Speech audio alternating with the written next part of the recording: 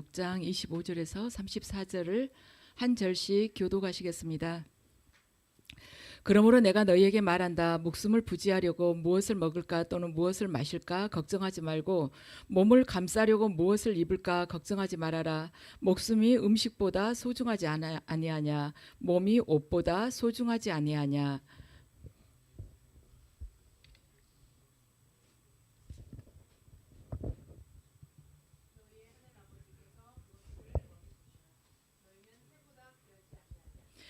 너희 가운데서 누가 걱정을 해서 자기 수명을 한순간인들 늘릴 수 있느냐.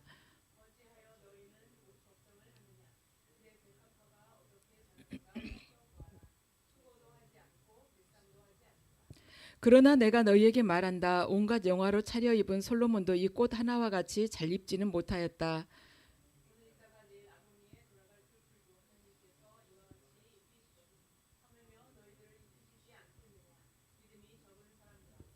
그러므로 무엇을 먹을까 무엇을 마실까 무엇을 입을까 하고 걱정하지 말아라.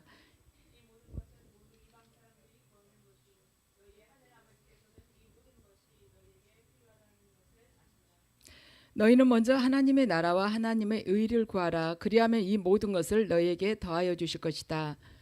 그러므로 내일 일을 걱정하지 말아라. 내일 걱정은 내일이 맡아서 할 것이다.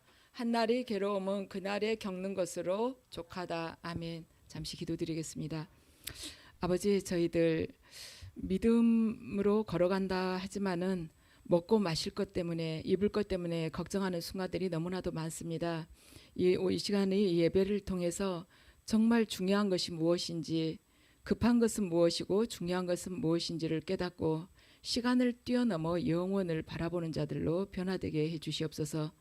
감사드리며 예수 그리스도 이름으로 기도드립니다. 아멘. 이 시간은 제목이요, 하나님 먼저입니다. 하나님 먼저. 오늘 그러니까 33절 말씀이죠. 먼저 하나님 나라와 하나님의 의를 구하라는 것. 하나님 먼저. 예수님께서 이렇게 살아오셨던 것을 우리가 생각을 해보면은요, 하나님 아들이시지만 육신을 입고 이 땅에 오셨는데 그 누구보다도 비천하게 사셨습니다. 그러니까 저와 여러분 가운데서도 예수님처럼 마구간에서 태어난 사람은 없죠. 그분은 마구간에서 태어나셨어요. 그리고 그분은 이제 제자들이나 유대 사람들한테 랍비라고 불리기는 했지만 지방 칸도 없이 머리 둘 곳도 없이 사신 분이십니다. 그리고 그분은 사시면서 목수 생활을 하셨어요. 그런데 그 시대에 이스라엘 민족들에게 있어서 목수는 그렇게 귀한 직업이 아니었습니다. 목수나 목동이나 그렇게 귀하다기보다는 좀 천한 직업이었죠. 그랬는데 목수 생활을 하셨어요. 그리고 살아가시면서 공생의 그 3년 동안에 병든 사람들 병도 많이 고쳐주시고 생각지 못한 그런 기적도 많이 일으키셨습니다.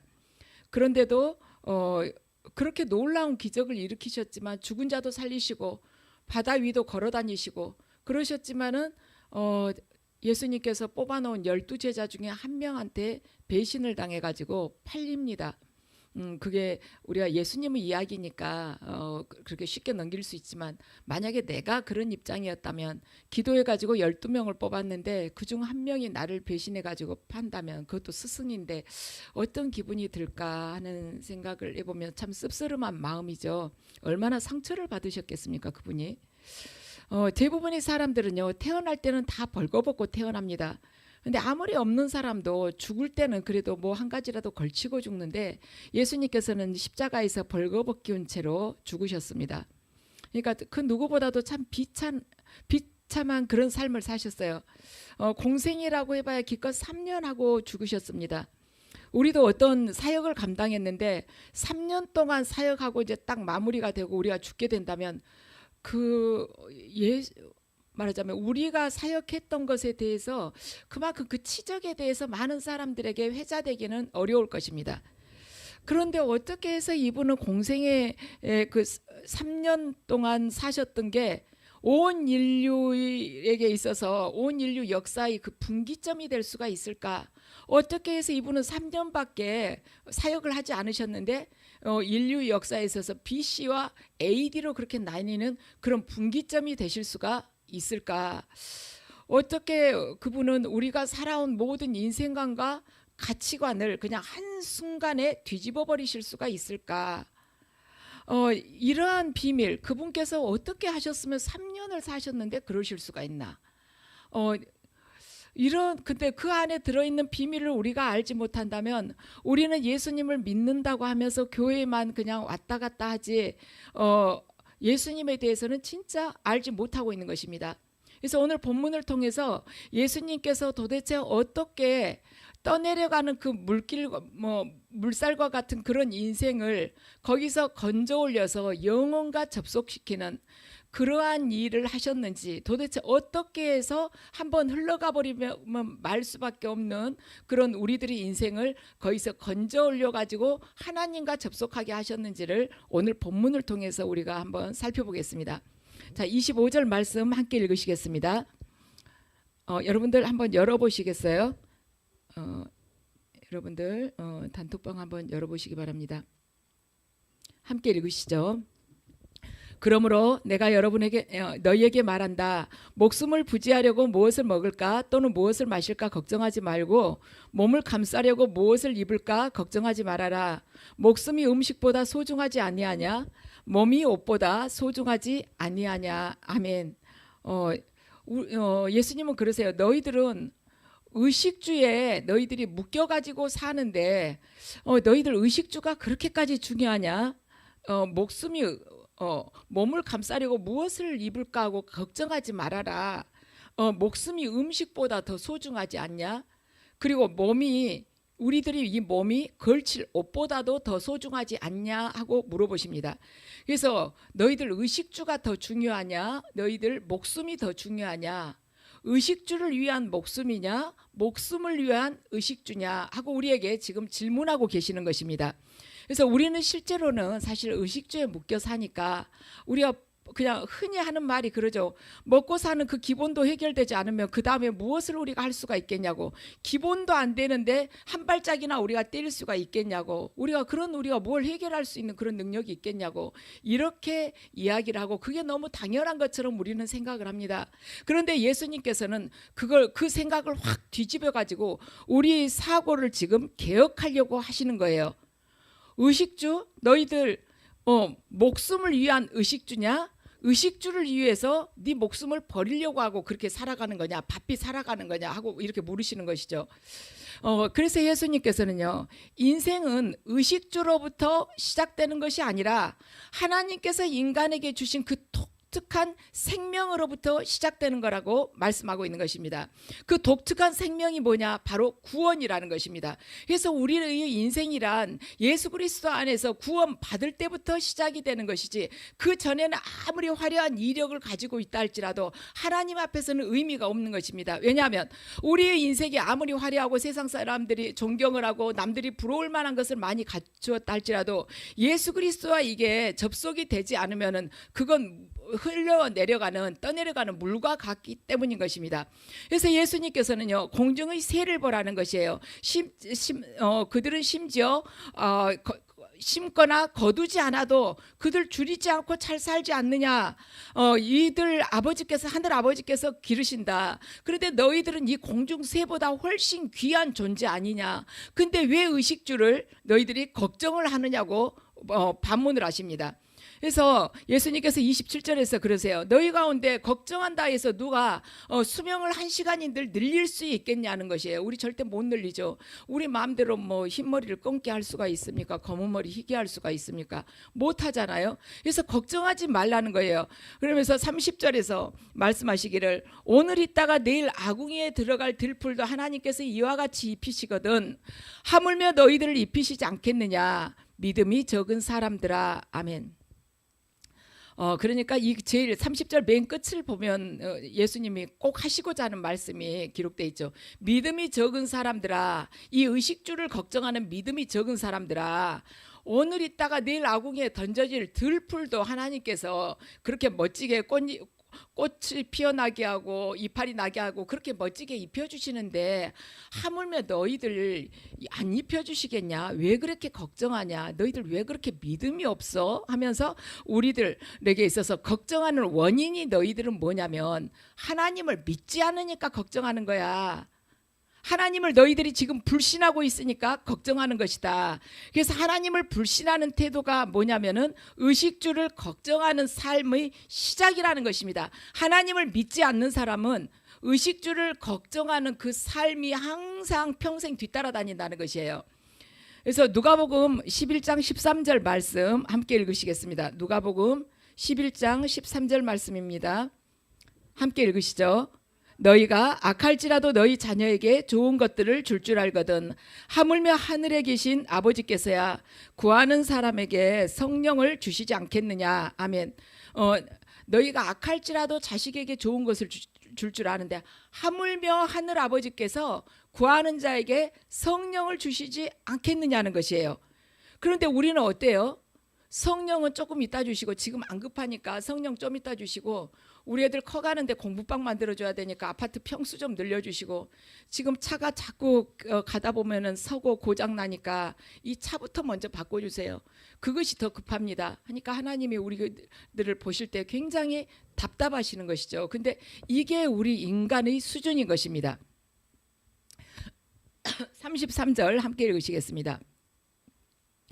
너희는 먼저 하나님의 나라와 하나님의 의를 구하여라. 그리하면 이 모든 것을 너희에게 더하여 주실 것이다. 아멘. 지혜로운 자는요, 일의 우선순위를 바르게 알고 있습니다. 예수님께서 그러세요. 너희는 먼저 하나님 나라와 하나님의 의를 구하여라. 그리하면 이 모든 것을 너희에게 더하여 주실 것이다. 이렇게 말씀하시는데 우선순위를 너희들 정확하게 알아야 된다는 것이에요. 인생을 살다 보면 급한 일이 있고 중요한 일이 있습니다. 그러면 우리가 무엇을 더 먼저 해야 될 것인가? 급한 일이 있고 중요한 일이 있을 때 우리 생각에는 급한 일을 먼저 해야 될 것 같죠.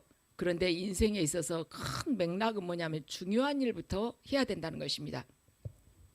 근데 미숙한 사람은 나중에 해도 될 일을 먼저 해가지고 낭패를 보는 경향이 많습니다. 그렇지만 예수님께서는 말씀하세요. 의식주를 먼저 구하지 말고 너희들 하나님 나라와 그분의 의를 구하라는 것입니다. 그럼 우리는 의식주를 먼저 구하지 말고 거기는 알겠는데 이 하나님 나라와 그분의 의를 구하라는 이 말씀이 굉장히 추상적이에요. 뭐 손에 잡히는 것도 없어요. 하나님 나라 구하고 그분이 의를 구하라는 것입니다. 의라는 것도 얼마나 추상적이에요. 손에 보이지도 않고 어떻게 잡을 수도 없는 거잖아요. 그러면 하나님 나라는 뭐고 그분의 의는 뭔가, 이거 두 개를 간단하게 우리 딱 한마디로 하면 하나님인 것입니다. 하나님.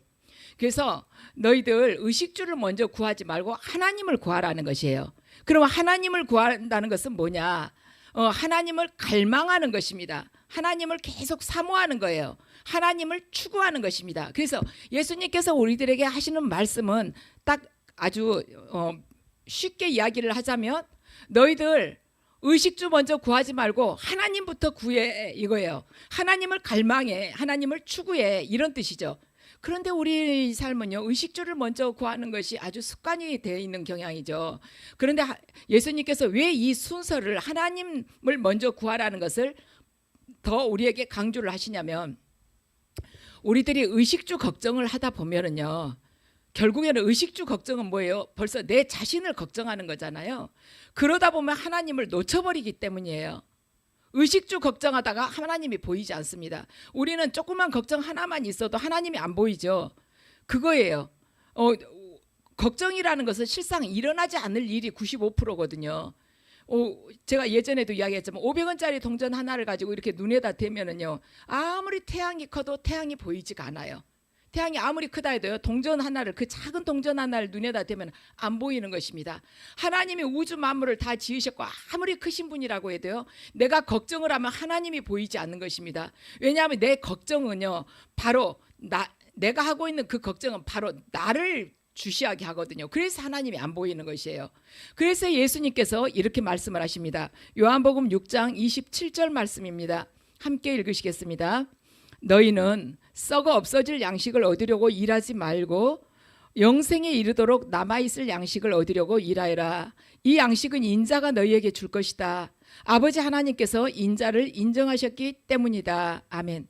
썩어 없어질 양식을 얻으려고 일하지 말고, 그러니까 일하지 말고 그냥 남한테 얻어먹으라는 말이 아니라 썩어 없어질 양식을 최우선으로 삼지 말라는 것이에요. 그리고 영생에 이르도록 영원히 남아있을 그러한 양식을 얻으려고 일하여라. 그러니까 영원한 것을 추구하라는 것입니다. 영생에 이르도록 남아있을 양식을 얻으려고 일해라. 그러니까 썩지 않는 양식, 영원한 양식을 내가 너에게 주기를 원한다. 그러한 의미예요. 그래서 영원한 생명을 추구하는 것, 썩지 않을 것을 추구하는 것, 바로 그것이 하나님을 추구하는 것입니다.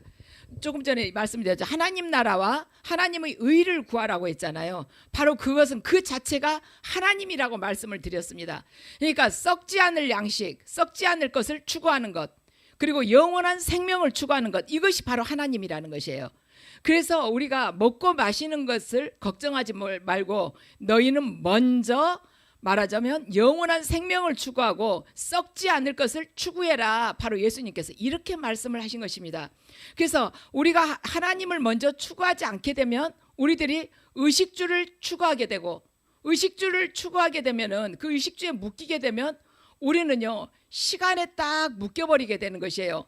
왜냐하면 시간에 묶인다는 것은 뭐냐면은, 시간에 묶인다는 구원의 본질을 우리가 전혀 누리지 못한다는 것입니다. 왜냐? 구원이라는 것은 영원한 생명이거든요. 그런데 우리가 이 제한된 시간에 딱 묶여버리면 영생을 못 누린다는 것입니다.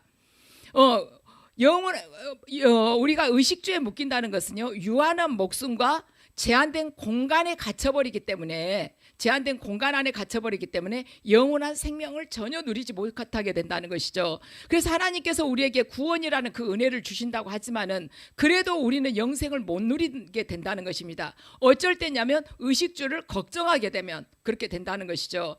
그래서 예수님께서는 이 순위를 바꿔놓는 것이야말로 구원의 본질이라는 것입니다. 그러니까 의식주를 걱정하는 것보다, 의식주에 대한 염려보다는 하나님을 구하는 것, 하나님을 추구하는 것, 썩어 없어질 양식을 추구하는 것, 영원한 생명을 구하는 것, 이것이 가장 먼저라는 것이에요. 그래서 의식주를 우선하는 삶에서 하나님을 추구하는 삶으로 우리들을 옮기려고 하는 것이죠.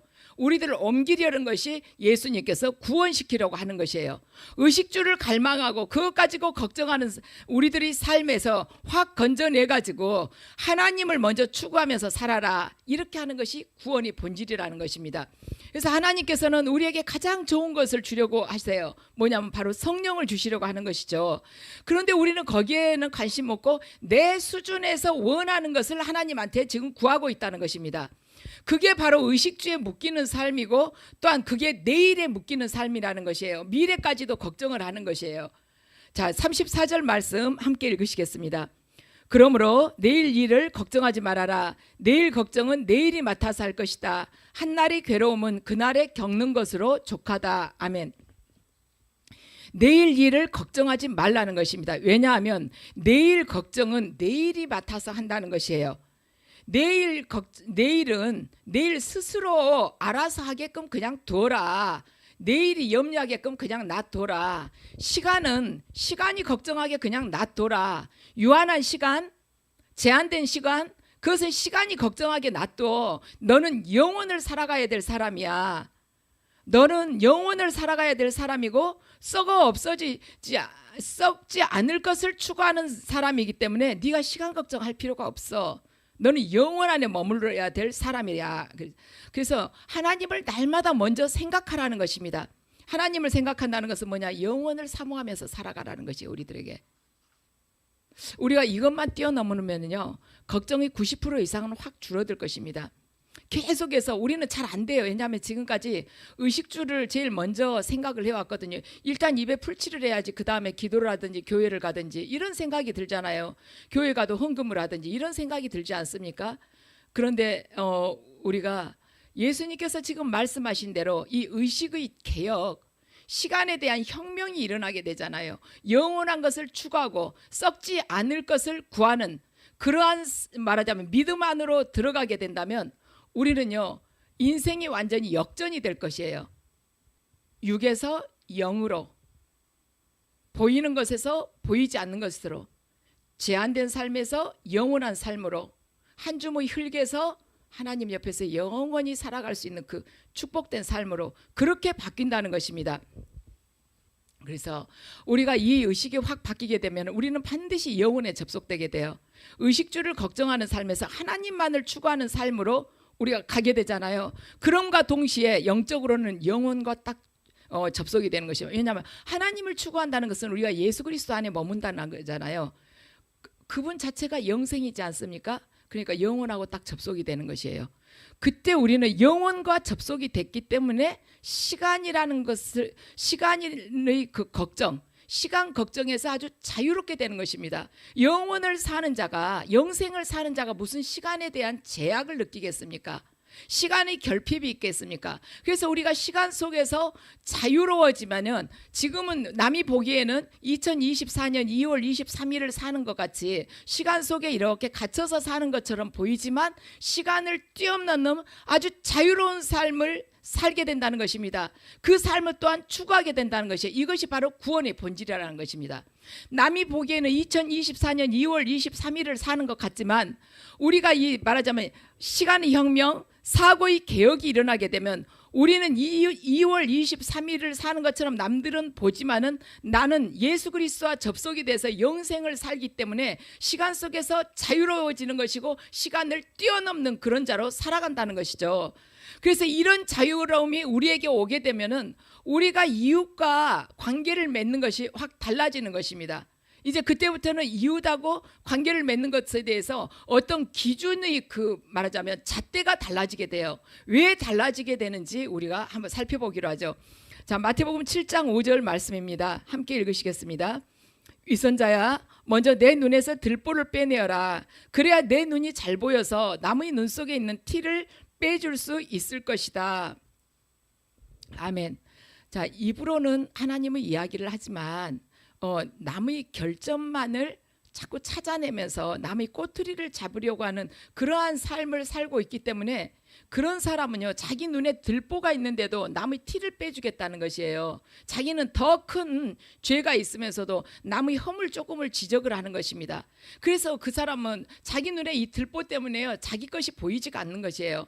남의 허물만 찾는 것이죠. 그렇지만 정말로 영혼을 추구하고 썩지 않을 것을 구하고 하나님을 추구하는 사람은 남을 보고 지적하기보다는 자신을 더 깊이 성찰하는 그러한 사람으로 변화되게 되는 것입니다.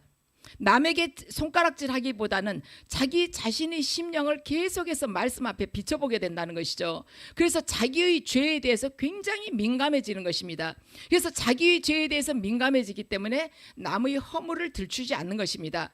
그래서 종교인이란 늘 남을 바라보지만 하나님을 추구하는 자는 늘 자신을 성찰하면서 살아가는 것입니다. 그래서 남에게 지적을 하지 않게 된다는 것입니다. 그래서 이 사람이 어떻게 살아가느냐. 자, 사도 바울은요, 예수 그리스도 안에서 거듭난 후에 로마서를 통해서 권면을 합니다. 로마서 12장 10절 말씀입니다.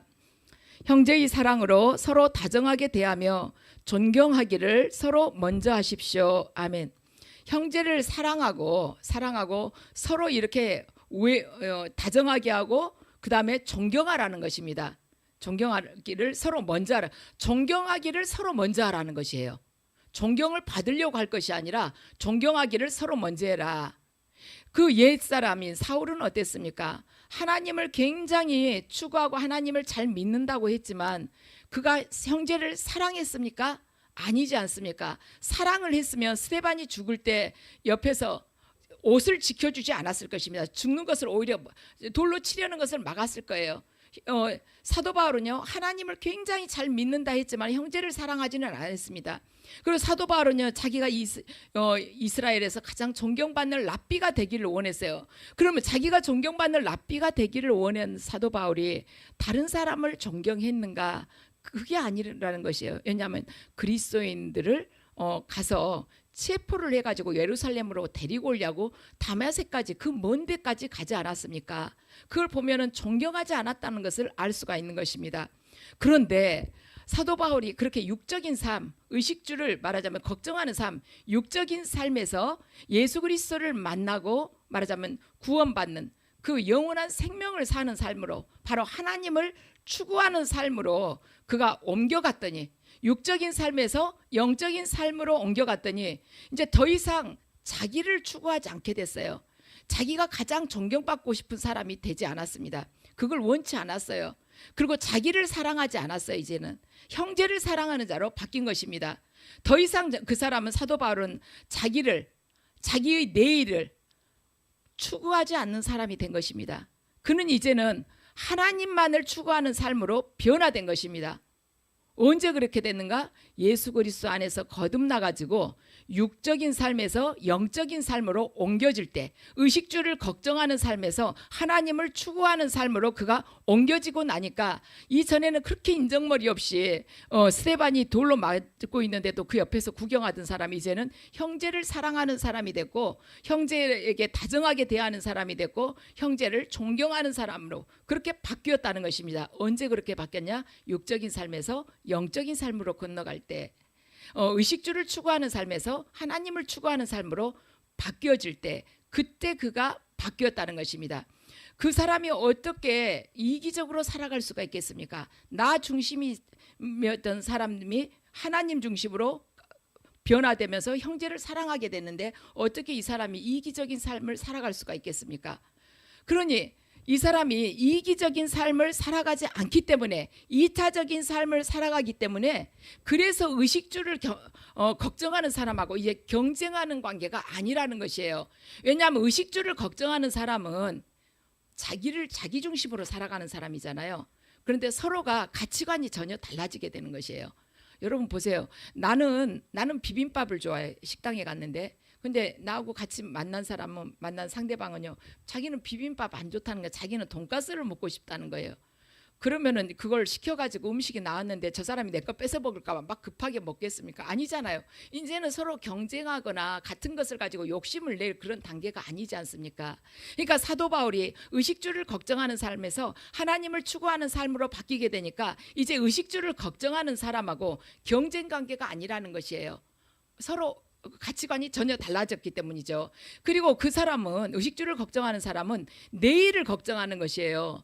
내일에 갇혀서 사는 사람인데, 사도 바울은 영원한 생명을 사는 사람이지 않습니까? 그러니까 내일에 갇혀져 살아가지고 우물안개구리처럼 바로 코앞에 내일만 걱정하는 사람인데, 사도 바울은 하늘나라를 바라보며 사는 사람이 된 거예요. 근데 그 사람하고 어떻게 다투면서 살겠습니까? 그래서 당연히 형제를 사랑할 수밖에 없고, 형제를 우애할 수밖에 없고, 형제를 존경할 수밖에 없는 그러한 자로 바뀌었다는 것입니다. 그래서 우리는요, 그리스도인들은 서로 싸우고 경쟁하고 살면서 사람들에게 영향을 미치는 것이 아니라, 경쟁하면서 상대방을 밟고 올라가 가지고 사람들에게 영향을 미치는 것이 아니라, 형제를 사랑하고 존경하기를 먼저 하면서 세상 속에서 선한 영향력을 끼치는 자가 바로 그리스도인이라는 것입니다. 서로가 이제 바라보는 관점이 다르는 거예요. 세상 사람들은, 불신자들은요, 보이는 것에 집착하면서 살지만, 우리는 보이지 않는 영생을 구하는 자로, 영원한 썩어 없어지지 않을 그러한 떡을 구하는 자, 영생을 구하는 자로 바뀌었기 때문에, 이제는 그 사람들하고 말하자면 경쟁 관계가 아닌 거예요. 그래서 다투기보다는 오히려 품고 사랑하고 존경하기를 서로 먼저 하는 자로 그렇게 변화됐다는 것입니다. 자, 11절, 로마서 12장 11절 함께 읽으시겠습니다. 열심을 내어서 부지런히 일하며 성령으로 뜨거워진 마음을 가지고 주님을 섬기십시오. 자, 10절하고 12절을 함께 읽으시겠습니다. 형제의 사랑으로 서로 다정하게 대하며 존경하기를 서로 먼저 하십시오. 열심을 내어서 부지런히 일하며 성령으로 뜨거워진 마음을 가지고 주님을 섬기십시오. 아멘.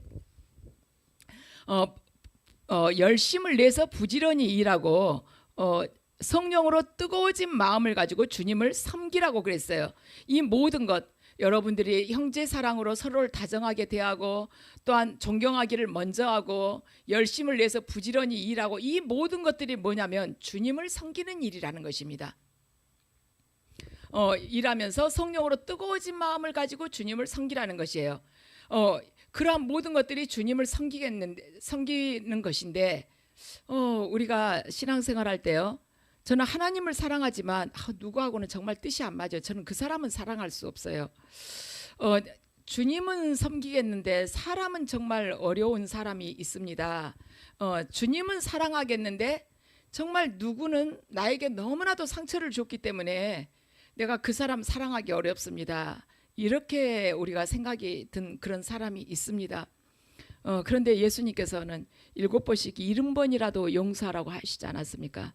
우리 마음으로는, 저 깊은 마음으로는 정말 어려운 사람이 있어요. 그런데 내가 어렵다고 해서 포기할 것이 아니라 내 힘으로 어떻게 용서를 하겠습니까? 예수님께 용서할 수 있는 그 마음을 달라고 우리가 기도를 해야 될 것입니다. 어려워요. 어려우니까 하나님께 그 은혜를 청해야 된다는 것이죠. 그래서 우리가 만약에 주님은 섬기겠는데 저는 그 사람만큼은 절대로 용서할 수 없습니다는 그런 사람이 만약에 나에게 있고 내가 그 사람을 용서할 그런 노력마저도 하지 않고 있다면 그것은 주님을 섬기는 일도 아니고 또한 사람을 섬기는 것도 아니고 내 자신을 섬기는 데 불과하다는 것입니다. 왜냐하면 내가 내 자신을 너무나도 사랑하기 때문에, 내 자아를 사랑하기 때문에 하나님의 말씀에 순종할 수 없는 것이에요. 하나님의 계명을 그대로 지킬 수가 없는 것입니다. 왜냐하면 내 자아가 지금 하나님 말씀보다는 더 윗자리에 있기 때문이죠. 그것은 나를 사랑하는 것이에요. 상대방 주님은 섬기지만 누구는 섬기지 못한다는 것은 바로 나를 사랑하기 때문에 내가 그 주장을 하게 된다는 것입니다. 우리가 만약에 겉으로는 교회를 다니고 성경을 읽는다고 성경에 관해서 이야기를 하지만 그러면서 나는 구원받았다고 말하고 내가 방언을 몇 가지나 할 줄 안다고 이렇게 이야기를 할 수는 있지만 만약에 그렇게 된다 할지라도 우리가 주님은 섬기는데 그 사람만큼은 내가 용서하지 못한다는 그 마음을 끝까지 가지고 있으면 우리는 구원받는 자하고는 상관없는 그러한 삶을 살아가는 것입니다. 그래서 너희들이 의식주를 걱정하는 삶에서 하나님 나라와 그분의 의를 구하는 삶으로 이 축이 확 옮겨진다는 것은 뭐냐면 육적인 삶에서 영적인 삶으로, 눈에 보이는 것을 사랑하는 삶에서 보이지 않는 것을 추구하는 삶으로, 썩어 없어질 것을 구하는 삶에서 썩어 없어지지 않을 것을 갈망하는 삶으로 우리가 변화된다는 것입니다.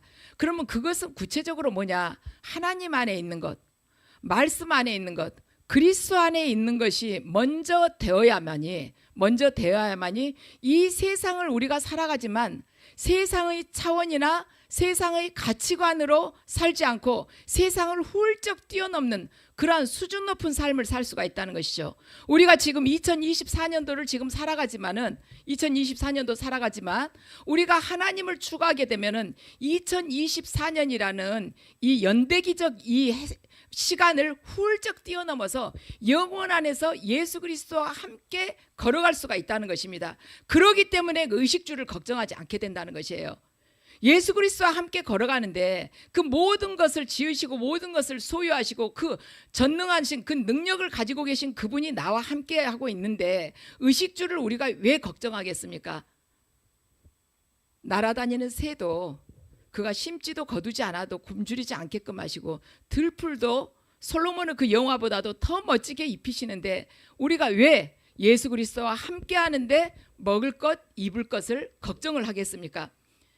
그게 걱정하지 않고 영생을 너 살아가라. 하나님만을 추구하는 삶을 살아라. 썩어 없어지지 않을 것, 그걸 갈망하면서 살아라. 너 그리스도 안에 있는 것이 그리스도 안에 있는 것을 먼저 구해라. 이것이 바로 하나님의 목적인 것입니다. 우리들에게 원하시는 목적이에요. 그리고 이것이 바로 예수 그리스도께서 이 땅에 오신 목적인 것입니다. 너희들 영원한 것을 추구하고 살아. 보이지 않는 세계를 갈망하면서 살아. 하나님을 구해. 기도할 때 계속해서 뭐 해달라고만 하지 말고 하나님을 구해. 하나님의 아들이신 예수 그리스도께서 십자가에서 그렇게 수치스럽게 처절하게 죽으신 그 사건이 어떻게 너희들 집 한 칸 늘리고 어떻게 네 자식 중매 살라고 십자가에서 죽으셨겠냐? 예수님께서 십자가에서 죽으신 목적이 네 자동차 바꿔주려고 죽으셨겠냐? 아니면은 네 딸 결혼시키려고 늦은 딸 결혼시켜주려고 중매하려고 죽으셨겠냐? 그것이 아니라는 것이에요. 그런데 우리는 예수님의 그 말하자면 하나님의 그 동기, 예수님께서 우리 이 땅에 오신 그 목적을 잊어버리고 너무나도 우리 코앞에 있는 것, 제한된 것, 그것을 바라보면서 계속 구하고 있다는 것입니다.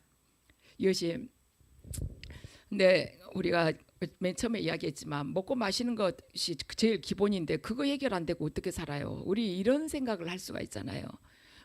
체감이 안 돼요. 정말 하나님을 구하면은 그 외의 모든 것들을 곁들여 받을 수 있나? 그러죠. 모든 것을 그리하면 이 모든 것을 너희에게 더하여 주실 것이다 하는데 도대체 얼마나 구해야 되고 어떻게 구해야지 모든 것이 더하여지지? 이런 생각이 우리가 들 수가 있는 것입니다. 근데 이 생각을 좀 더 떨칠 수 있는 게 뭐가 있냐면 하나님과 인격적인 만남이 이루어지면 그분에 대해서 우리가 더 깊이 신뢰가 생길 수가 있는 것이죠. 우리가 그러니까 말씀을 읽을 때도 하나님께서 성령으로 우리를 이렇게 만나 주시지만 말씀을 통해서 우리를 만나 주시지만 우리가 또 기도하면서 하나님과 이렇게 교제를 하다 보면은 하나님께서 나의 모든 것을 이렇게 알고 계시는데 내가 그분을 믿지 못하고 이렇게 걱정을 하고 있구나. 그분께서 가장 선하신 걸로 이루실 거야 하고는 그분께 그냥 맡기게 되는 것이죠. 그래서 오늘 이 말씀을 보면요, 예수님께서 그러셨어요. 너희는 먼저 하나님 나라와 그의 의를 구해라. 바로 하나님을 구해라. 이렇게 말씀하셨어요. 그러면 하나님께서 이 모든 것들을 다 더하시리라고 하셨습니다. 내가 하나님의 형제들, 하나님의 공동체를 위해서 중보기도 하고 헌신하고 또한 존경하고 서로 사랑하고 그랬더니 나머지 것들이 그냥 어느새 나도 모른 새 다 충족이 됐더라는 것이에요. 제가 오늘 이 말씀을 붙든 게 뭐 때문에도 더 그랬냐면 우리가 지금 영적 전쟁을 하고 있지 않나요? 그런데 계속해서 이렇게 대적기도 하고 환경을 누르고 있는 말하자면 어둠의 세력들하고 이렇게 전쟁을 하고 있다 보면은 자칫하면 우리의 시야가 내 자신, 내 가족에게만 한정될 수 있단 말이에요. 자꾸 그걸 이렇게 하다 보면 그래서 우리 담장 너머로 저 멀리 있는 그 영혼들에 대해서는 관심을 갖지 않을 수도 있고 이게 계속 오랜 시간 반복이 되다 보면 나의 신앙이라는 것이 그냥 신념으로 돼버릴 수 있어요. 하나님을 바라보는 게 아니라 내 자신만 바라볼 수가 있게 된다는 것입니다. 그런데 우리가 영적 전쟁을 하더라도 가장 첫째 기본은 뭐냐면은 하나님을 구하는 것이에요. 예수 그리스도를 구하는 것입니다. 그것이 첫째가 돼야 된다는 것이에요. 우리가 지금 영적 전쟁을 하는 이유도 뭐냐면 예수 그리스도 안에 온전히 머물기 위해서 예수 그리스도께서 우리에게 주신 유업을 누리고 그 안에 머물고 또한 그분의 영광을 드러내기 위해서 지금 영적 전쟁을 하면서 하늘나라 이 지경을 넓혀가려고 하는 것이지 내가 잘 먹고 잘 살려고 하는 것이 아니라는 것입니다.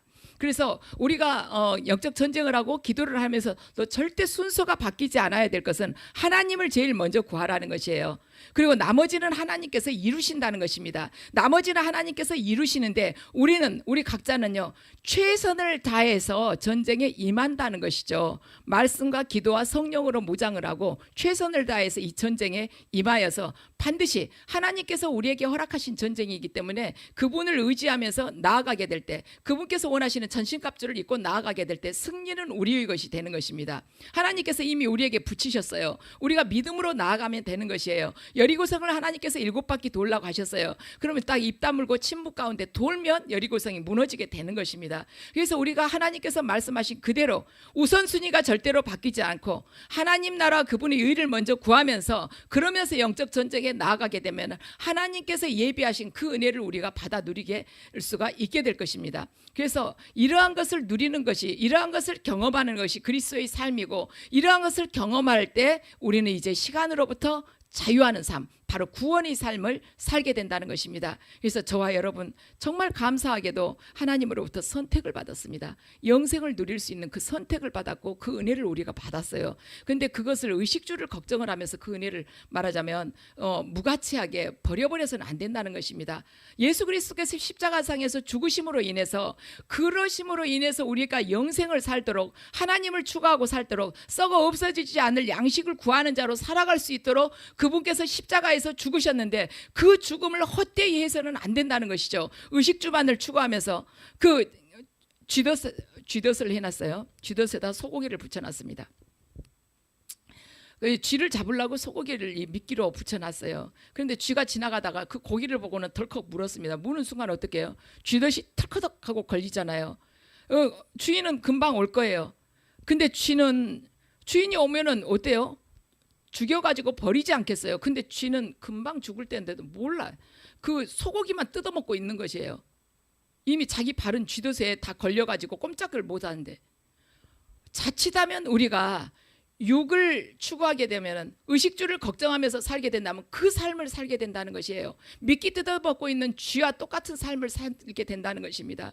이 세상은 연대기적 시간으로 보면 유한해요. 유한합니다. 우리가 모두가 다 사형수나 다름없어요. 사형수 감방에 앉아 있는 것입니다. 근데 그 안에서 무엇을 추구하고 사느냐에 따라서 그 감방의 하늘을 뚫고 예수 그리스도와 함께 걸어갈 수도 있고, 어떤 자는 그 감방 안에서 옛날에 자기가 만났던 애인 생각을 하고 옛날에 누구한테 뭐 뺏어 먹었던 거 생각한 사람은 그 자리에서 그냥 죽어서 한 주먹 흙으로 될 수밖에 없는 거예요. 그런데 예수 그리스도 그 감방의 천장문을 확 뜯어가지고 내 보좌로 올라오라고, 내가 너와 함께하고 싶다고, 너와 동행하고 싶다고 우리를 부른 것입니다. 그래서 하나님만을 추구하게 되면 우리가 의식주를 추구하고 의식주를 걱정하는 그 삶으로부터 온전히 자유케 된다는 것입니다. 시간으로부터도 자유케 되고 공간으로부터도 자유케 되는. 왜냐? 이 예수 그리스도 그분께서 영원한 생명이시고, 또한 영원한 생명이심으로 시간으로부터 자유케 되는 것이고, 그분과 함께 함으로 인해서